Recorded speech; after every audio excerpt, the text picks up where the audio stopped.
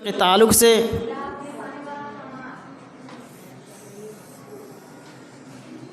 कुछ आप लोगों के सामने गुफ्तगू करूँगा।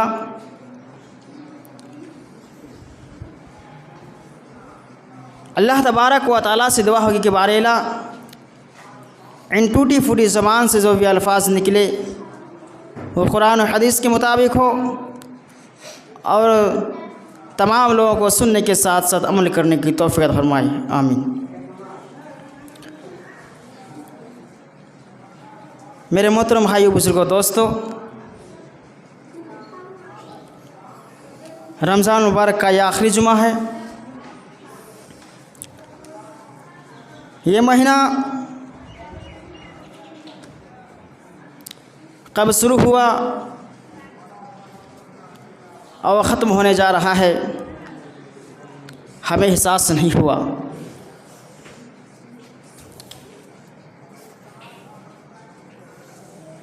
लेकिन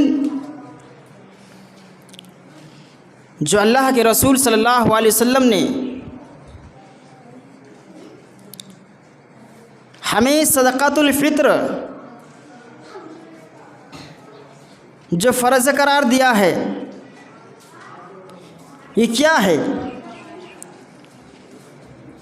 सुन्नत है, वाजिब है, फ़र्ज़ है। और क्यों? और ये सदक़ातुल फ़ित्र किसके लिए है, किसको देना चाहिए, मैं आप लोगों के सामने इंशाअल्लाह पूरी बात को मैं रखूँगा।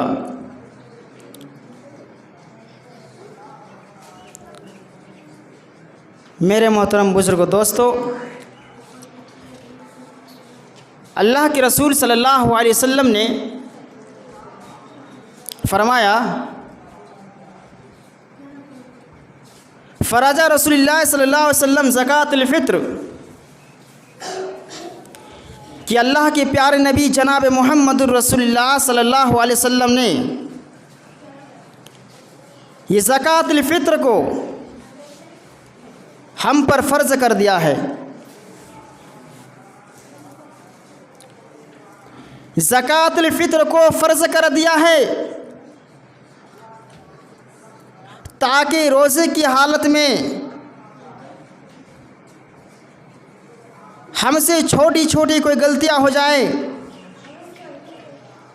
जैसे आँख की कोई गलती, ऐसी चीज़ों को जिसे हम नहीं देखना चाहिए वैसे ही नज़र आ गए, कोई बेहुदा बात जो अपनी ज़ुबान से नहीं निकालना चाहिए वह निकल गए हैं, वैसी बात जो ऐसी बात को हम सुनना नहीं चाहते हैं लेकिन ऐसी बात हमें सुनने को मिली है।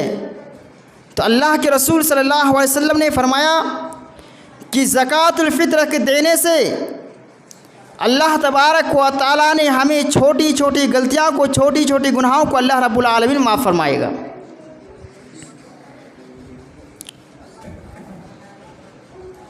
और ये किसके लिए है? ये मसाकीनों के लिए है, फ़कीरों के लिए है। जो अल्लाह के रसूल सल्लल्लाहु अलैहि वसल्लम ने जो हम पर ज़कातुल फ़ित्र को फ़र्ज़ कर दिया है, इस ज़कातुल फ़ित्र हम निकाल करके गरीब को देना है, मिस्कीन को देना है, यतीमों को देना है। मेरे मोहतरम भाइयों बुजुर्गों दोस्तों, अल्लाह के रसूल सल्लल्लाहु अलैहि वसल्लम ने ये ज़कातुल फ़ित्र तमाम मुसलमानों पर, मर्द पर, औरतों पर, छोटे बड़े तमाम को तमाम अल्लाह के नबी जनाब मुहम्मद रसूलुल्लाह सल्लल्लाहु अलैहि वसल्लम ने हमें फ़र्ज़ करार दिया है। इसका मकसद क्या है? ज़कातुल फ़ित्र के मकसद क्या है? अल्लाह के रसूल सल्लल्लाहु अलैहि वसल्लम ने एक मकसद तो क्लियर हो गया है कि इसका मकसद ये है कि हमसे जो रोज़े की हालत में छोटी छोटी जो गलतियां होती हैं, ऐसी गलतियों को अल्लाह तबारक व तआला सदक़ातुल फ़ित्र के ज़रिए अल्लाह तबारक व तआला ऐसी गलतियों को माफ़ फरमाएगा। और दूसरी मकसद मिस्कीनों को खाना खिलाने के लिए, ताकि मजबूर लोग, मिस्कीन लोग वो किसी से मांगे ना। आज हमारे पास बहुत से पैसे हैं, अपने त्योहार में हम अच्छे से कपड़े खरीदते हैं, अच्छे से पकवान पकाते हैं घर में, लेकिन एक गरीब बेचारा वही फटा पुराना कपड़े में अपनी ईद मनाते हैं, वही सादे चावल में अपनी ईद मनाते हैं। प्यारे नबी जनाब मोहम्मद रसूलुल्लाह सल्लल्लाहु अलैहि वसल्लम ने तमाम मुसलमानों को सदका फ़ित्र को फ़र्ज़ इसलिए करा दिया है ताकि वह गरीब मुसलमान भी अपने समाज में रह करके, अपने मुआशरा में रह करके, अपने सोसाइटी में रह करके आम मुसलमानों की तरह भी खुशियाँ मना सके, अपने मुसलमानों की तरह वह भी अच्छे लिबास पहन सके, अपने मुसलमानों की तरह वह भी अच्छे घर में अच्छे पकवान पका सके। मेरे मोहतरम भाइयों बुजुर्गों दोस्तों, अल्लाह के रसूल सल्लल्लाहु अलैहि वसल्लम ने इसलिए ज़कातुल फ़ित्र को, सदक़ातुल फ़ित्र को हम पर फ़र्ज़ करार दिया है। कितना फ़र्ज़ करार दिया है? अल्लाह के रसूल सल्लल्लाहु अलैहि वसल्लम के ज़माने में अल्लाह के रसूल सल्लल्लाहु अलैहि वसल्लम ने सदक़ातुल फ़ित्र को फ़र्ज़ करार दिया तमाम मुसलमानों पर, छोटों पर भी, बड़े पर भी, औरतों पर भी, मर्द पर भी, बूढ़े बच्चे तमाम के तमाम लोगों पर अल्लाह के प्यारे नबी जनाब मोहम्मद रसूलुल्लाह सल्लल्लाहु अलैहि वसल्लम ने फ़र्ज़ करा दिया है। अब कितना देना है? एक सा खजूर या पनीर एक सा हमें निकालना है। मेरे भाइयों बुजुर्गों दोस्तों, अल्लाह के रसूल सल्लल्लाहु अलैहि वसल्लम के ज़माने में जो लोग ज़्यादातर खाया करते थे, अल्लाह के रसूल सल्लल्लाहु अलैहि वसल्लम एक सा निकाला करते थे, एक सा नाप करके निकाला करते थे। यानी एक सा उसको अंदाज़ा किया गया कि एक सा कितना होता है, कि एक अंदाज़ा मुकर्रर हुआ कि एक सा लगभग 2.5 किलो बराबर होगा। यानी अगर आज हम सदक़ातुल फ़ित्र निकाल रहे हैं, जो हम ज़्यादातर इस्तेमाल कर रहे हैं, ज़्यादातर खा रहे हैं, तो हमें कितना निकालना है? 2.5 किलो निकालना है। 2 किलो और आधे केजी, तो हमें कितना निकालना है? 2.5 किलो निकालना है। अल्लाह के रसूल सल्लल्लाहु अलैहि वसल्लम के ज़माने में अल्लाह के नबी जनाब मोहम्मद रसूलुल्लाह सल्लल्लाहु अलैहि वसल्लम ने एक सा निकाला करते थे। मेरे भाइयों बुजुर्गों दोस्तों, क्या हमें अनाज के बदले में पैसा भी दे सकते हैं, रुपया भी दे सकते हैं? मेरे भाइयों बुजुर्गों दोस्तों, इसकी बहुत लंबी चौड़ी बहस है, मैं इसकी तरफ जाना नहीं चाहता हूँ। बहुत सारे उलमा ने, बहुत से मुहद्दिसीन ने अलग अलग फतवे जारी की हैं। कोई कहता कि नहीं देना चाहिए, कोई कहता कि नहीं, कोई भी देना चाहिए। लेकिन असल सदक़ातुल फ़ित्र का मकसद क्या है? कि मिस्कीनों को मदद की जाए, मिस्कीनों को मदद की जाए ताकि वो किसी से मांगे ना। अब एक बात यहाँ गौर कीजिए कि अगर हम गल्ला निकाल लें, गेहूँ निकाल लें, पूरे गांव में हम गेहूँ निकाल लें 2.5 किलो के दर से, जितने भी इंसान होते हैं, जितने भी मेंबर्स होते हैं, अपने घर की जितनी फैमिली होते हैं, अपने अपने तमाम घरों में निकाल लें, इकट्ठे जमा हो जाए, तो हम मिस्कीनों को, फ़कीरों को, यतीमों को अगर हम सिर्फ गल्ले में गल्ले, गेहूँ में गेहूँ दे दें तो क्या उसकी ज़रूरत पूरी हो सकती है? नहीं मेरे भाइयों बुजुर्गों दोस्तों, उसकी ज़रूरत पूरी नहीं होगी। क्यों? अगर हम 2.5 किलो उस किसी निकालते हैं, हम एक मिस्कीन को 2.5 किलो में देते हैं, लेके अगर वही 2.5 किलो बाज़ार में या मार्केट में लेकर के उसको बेचते हैं तो उतना उसका मुनाफा नहीं होगा, उसका कीमत उतना नहीं होगा जितना वो चाहेगा। इसलिए बहुत सारे उलमा का कौल ये भी है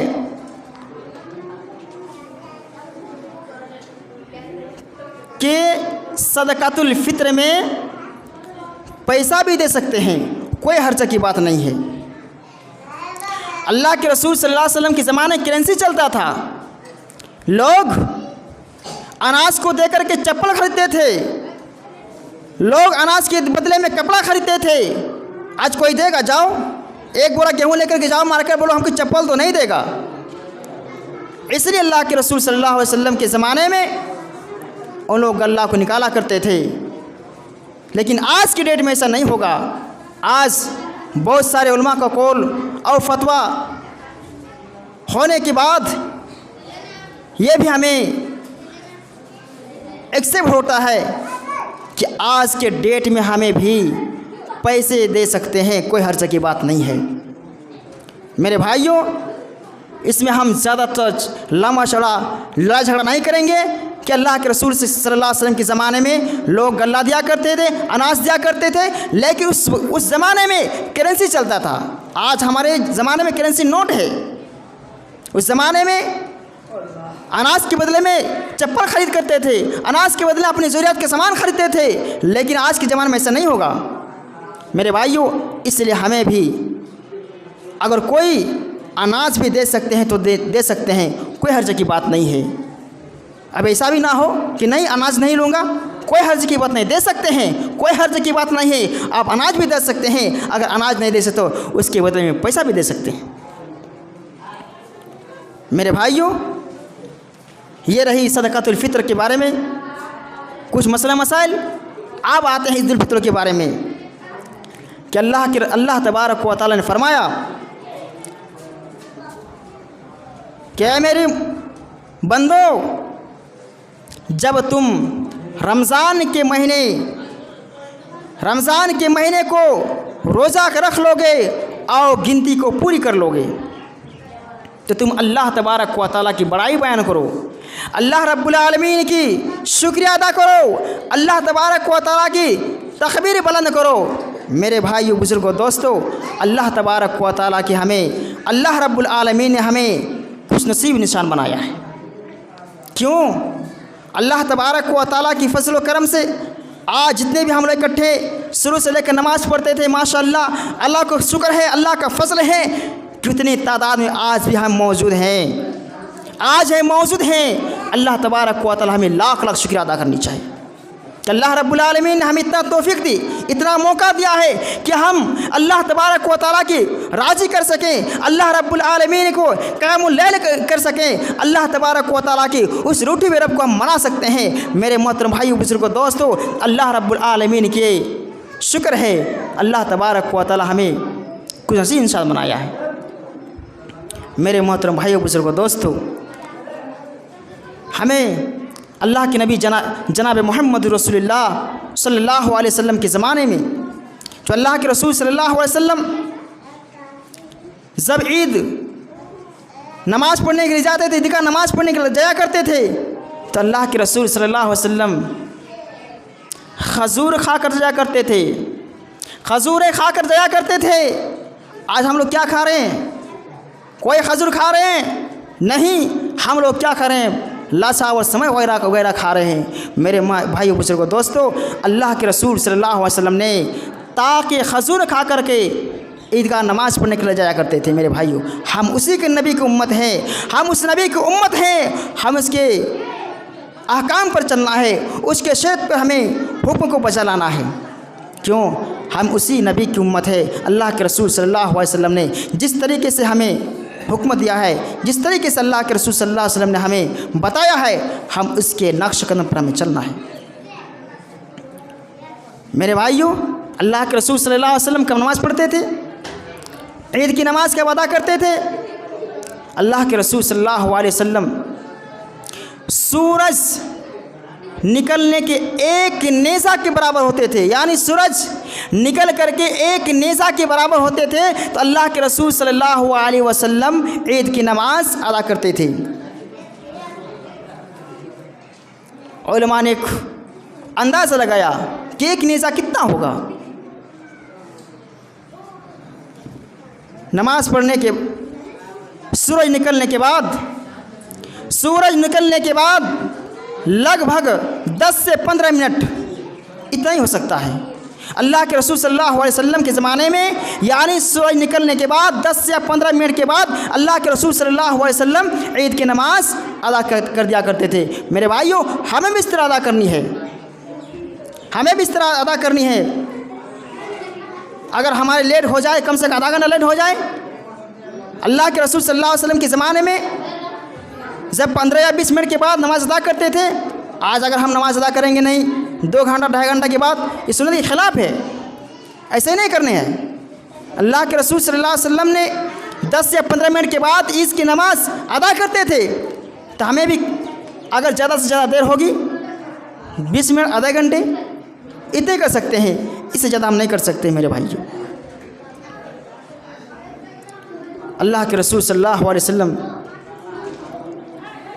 जब ईद जाया करते थे, नमाज़ पढ़ने के लिए जाया करते थे, तो अल्लाह के रसूल सल्लल्लाहु अलैहि वसल्लम आते वक्त अपने रास्ते को चेंज कर दिया करते थे, यहाँ रास्ते को बदल दिया करते थे। जिस रास्ते से अल्लाह के रसूल सल्लल्लाहु अलैहि वसल्लम जिस रास्ते जाया करते थे, प्यारे नबी जनाब मोहम्मद रसूलुल्लाह सल्लल्लाहु अलैहि वसल्लम उस रास्ते को बदल करके दूसरे रास्ते से आया करते थे।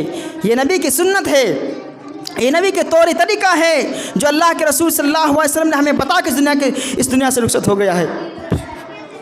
तो हमें भी ऐसे ही करनी है, अल्लाह के रसूल सल्लल्लाहु अलैहि वसल्लम के शरीयत पर चलनी है, अल्लाह के नबी सल्लल्लाहु अलैहि वसल्लम के अहकाम के शरीयत को बचा लाना है। अल्लाह के रसूल सल्लल्लाहु अलैहि वसल्लम ने जिस तरीके से हमें हुक्म दिया है उस तरीके से हमें काम करना है। अल्लाह के रसूल सल्लल्लाहु अलैहि वसल्लम ने हमें तमाम मुसलमानों पर, जितने भी घर में मेंबर्स हैं, जितनी फैमिली है, तमाम के तमाम लोगों पर अल्लाह के रसूल सल्लल्लाहु अलैहि वसल्लम ने सदकातुल फित्र को फ़र्ज़ करार दिया है। तो हम भी तमाम के तमाम लोगों पर भी हम सदकातुल फित्र निकालेंगे।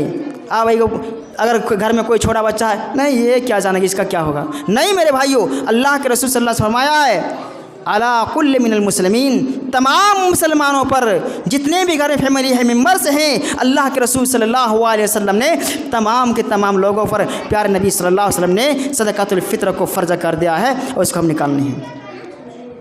मेरे भाइयों, अल्लाह तबारक व तआला से दुआ करेंगे कि बारेला हम तमाम मुसलमानों को, ये रमज़ान मुबारक का आखिरी जुमा है, रब्बुल आलमीन हम तमाम मुसलमानों को आइंदा भी रमज़ान में मुलाकात करने की तौफ़ीक़ फरमाए। तक़ब्बल या रब्बुल आलमीन। रब्बुल आलमीन हम तमाम मुसलमानों को रमज़ान के महीने में जितने क़यामुल लैल किए हैं, जितने रोज़ा रखे हैं, जितने तरावी पढ़े हैं, जाग जाग करते ताक रातों में इबादत की हैं, रब्बुल आलमीन तमाम इबादतों को अल्लाह तो कबूल फरमाना। तक़ब्बल या रब्बुल आलमीन।